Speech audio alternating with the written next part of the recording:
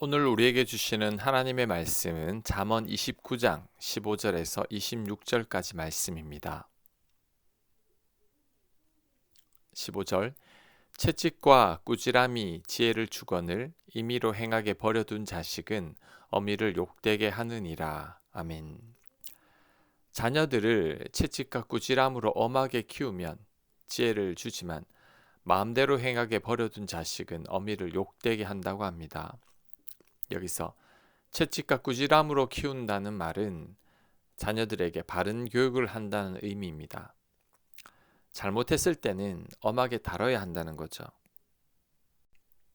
하지만 그렇다고 채찍과 꾸지람으로 무섭게 키운다는 의미는 아닙니다. 그러면 자녀들이 상처를 받게 되죠. 사랑으로 키우되 엄하게 다뤄야 한다는 뜻입니다.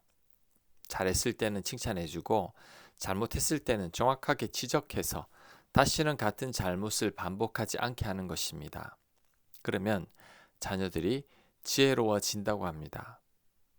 반면에 예쁘다고 무조건 사랑만 주게 되면 부모님을 욕되게 한다고 합니다. 마음대로 하게 내버려 두면 버릇이 없어지죠. 자기밖에 모르는 이기적인 사람이 되고 맙니다. 그러니 임의대로 행하게 내버려 둬서는 안 됩니다. 다윗의 아들 아도니아를 기억해야 합니다. 아도니아는 한 번도 아버지로부터 섭섭한 말을 들어본 적이 없는 자입니다. 열왕기상 1장 6절입니다. 그는 압살롬 다음에 태어난 자요 용모가 심히 준수한 자라. 그의 아버지가 네가 어찌하여 그리하였느냐고 하는 말로 한 번도 그를 섭섭하게 한 일이 없었더라. 한 번도 섭섭한 말을 들어보지 못한 아도니아였기에 스스로 다윗의 뒤를 이어 왕이 되려고 했습니다. 그러다가 결국 솔로몬 손에 죽고 말았죠. 임의로 행하게 둔 아들이 결국 문제를 일으킵니다. 귀하게 키운 자식은 부모님을 제대로 모실 줄 모르고 무관심으로 키운 자식이 오히려 부모님께 효도한다는 말이 있습니다. 부족함 없이 키운 자식은 자기밖에 모르고 나약합니다. 그러니 부모님을 모실 수가 없죠. 하지만 무관심 속에서 단련을 받은 자식은 일찍 철이 들어서 자기 앞가림 할 줄 알고 타인을 배려하는 마음도 있습니다. 그러니 낳아준 부모님을 생각하는 거죠. 17절 네 자식을 징계하라. 그리하면 그가 너를 평안하게 하겠고 또 네 마음에 기쁨을 주리라. 계속해서 같은 말씀이죠. 자식을 엄하게 키우고 바르게 키울 때 그 자녀가 부모님을 평안하게 한다고 합니다. 그 자녀가 기쁨을 준다고 합니다. 자녀들은 사랑으로 키우되 잘못했을 때에는 엄하게 키워야 합니다. 귀하다고 자기 마음대로 하도록 내버려 둬서는 안 됩니다. 그게 오히려 자녀를 망치는 길입니다. 종도 마찬가지입니다. 19절 종은 말로만 하면 고치지 아니하나니 이는 그가 알고도 따르지 아니함이니라. 21절입니다. 종을 어렸을 때부터 곱게 양육하면 그가 나중에는 자식인 채 하리라. 종은 말로만 해서는 안 된다고 합니다. 알고도 따르지 않기 때문이죠. 종이 어렸을 때부터 곱게 양육하면 나중에는 자식인 채 하게 된다고 합니다. 교만해져서 주인을 우습게 여기는 거죠. 자식이나 종이나 너무 잘해주면 문제가 생깁니다. 자식들이 어떤 사랑과 대우를 받고 있는지를 망각하는 거죠. 그래서 교만해지게 되고 심지어 대드는 것입니다. 지나친 사랑은 오히려 해가 됩니다. 어느 정도의 채찍과 꾸지람이 필요합니다. 사랑과 징계가 병행되어야 합니다. 18절 묵시가 없으면 백성이 방자히 행하거니와 율법을 지키는 자는 복이 있느니라. 아멘. 같은 맥락으로 볼 수 있습니다. 묵시는 계시로 잘못을 지적하고 경계하는 거죠. 성경 말씀이 묵시이기도 합니다. 이런 묵시로 인해 우리들은 절제하게 됩니다. 잘못된 길에서 돌이키게 되는 거죠. 어거스틴이 회심하게 된 것도 묵시와 같은 성경 말씀입니다. 로마서 13장 말씀이죠. 로마서 13장 13절에 낮에와 같이 단정히 행하고 방탕하거나 술 취하지 말며 음란하거나 호색하지 말며 다투거나 시기하지 말고 오직 주 예수 그리스도로 옷 입고 정욕을 위하여 육신의 일을 도모하지 말라. 아멘. 이 말씀으로 어거스틴이 회심을 하게 되고 완전히 새 사람이 됩니다. 묵시로 인해 변화된 거죠. 그런데 이런 묵시와 같은 하나님 말씀이 없다면 어떻게 될까요? 백성이 방자하게 행한다고 합니다. 잘못을 지적하고 깨닫게 해주는 말씀이 없으니까 제 멋대로 살게 되는 거죠.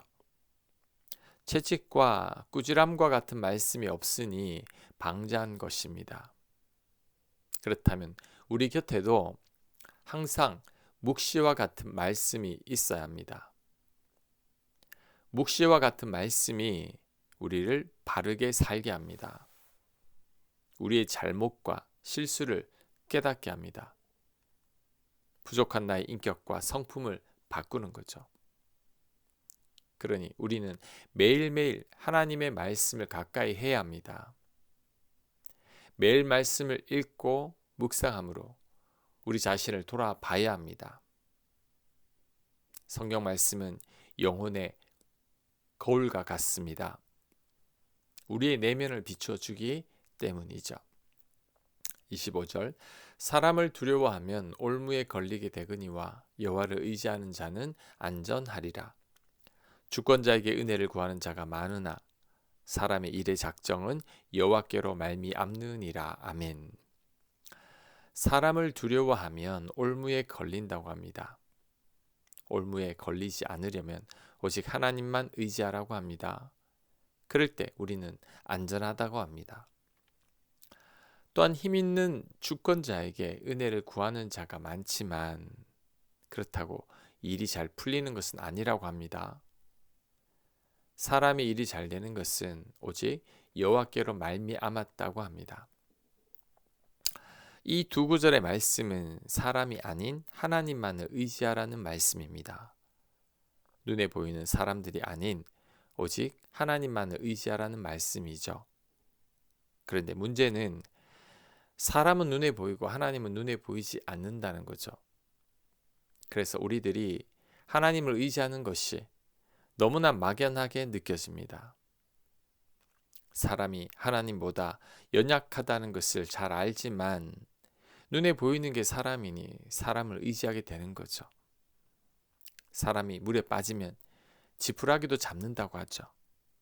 지푸라기가 아무런 도움이 되지 않는 것을 알면서도 눈에 보이니까 일단 잡고 보는 거죠.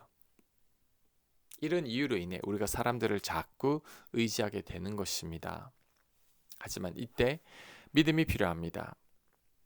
하나님이 보이지 않지만 하나님을 보는 것처럼 바라보고 의지해야 합니다. 주께서 우리 안에 거하십니다. 주님은 포도나무요 우리는 가지일 뿐입니다. 그러니 우리도 주님만 의지해야 합니다. 시편 118편도 동일하게 말씀합니다. 시편 118편 8절입니다. 여호와께 피하는 것이 사람을 신뢰하는 것보다 나으며 여호와께 피하는 것이 고관들을 신뢰하는 것보다 낫도다. 아멘. 하나님께 피하는 것이 사람을 신뢰하는 것보다 낫습니다. 하나님께 피하는 것이 힘있는 고관들을 신뢰하는 것보다 더 낫습니다.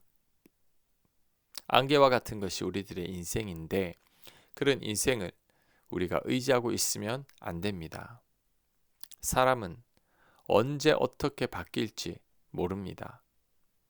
그러니 우리들은 사람 의지하지 말고 오직 하나님만 의지해야 합니다. 지난 삶을 한번 돌아보시기 바랍니다. 사람으로 인해 마음 아팠고 상처받았고 배신당한 적도 많았을 겁니다. 그런데도 그 사람을 다시 의지하겠습니까? 우리들은 절대 사람 의지하면 안 됩니다. 같은 실수를 두 번 다시 반복하면 안 됩니다. 우리들은 하나님이 눈에 보이지 않아도 하나님만 의지하고 바라봐야 합니다. 하나님만이 나의 피난처 되시니 하나님께 피해야 합니다. 하나님께 무릎 꿇고 하나님의 도움을 구해야 합니다. 그럴 때 하나님의 도움을 받을 수 있을 겁니다. 하나님 은혜 가운데 거하게 될 줄 믿습니다. 아멘.